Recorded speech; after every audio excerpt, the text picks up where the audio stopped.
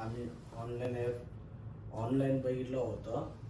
ऑनलाईनवरून आम्ही इथे आलो, डॉक्टरांना भेटलो, सर्व प्रोसिजर सांगितली डॉक्टरांनी, कसं चाललंय काय।